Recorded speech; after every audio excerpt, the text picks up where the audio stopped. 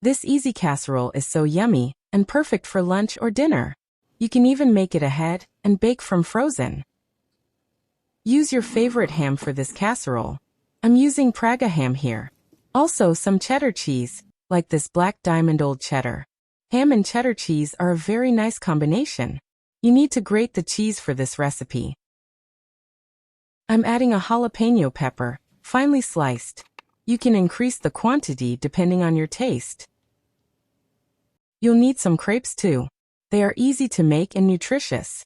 I added the ingredients and linked another detailed video on how to make them. Lay a crepe on a flat surface, like a cutting board. Top it with 2 slices of ham. You can use more or less, depending on how thick and big the slices are. Spread 1 tablespoon of grated cheese evenly across the ham.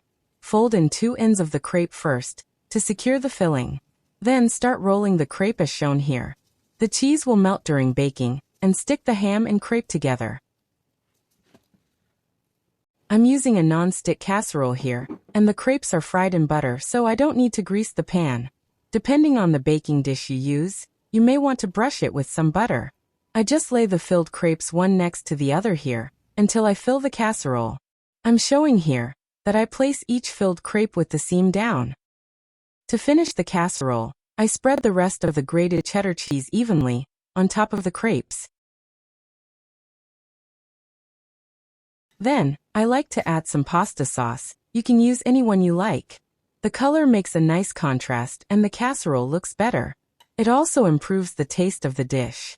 Like the jalapeno slices I add here. Ham, cheddar and jalapeno taste great together, and the crepes bring this dish to the next level. All that is left to do is bake the casserole for 20 minutes in the oven. It's ready now.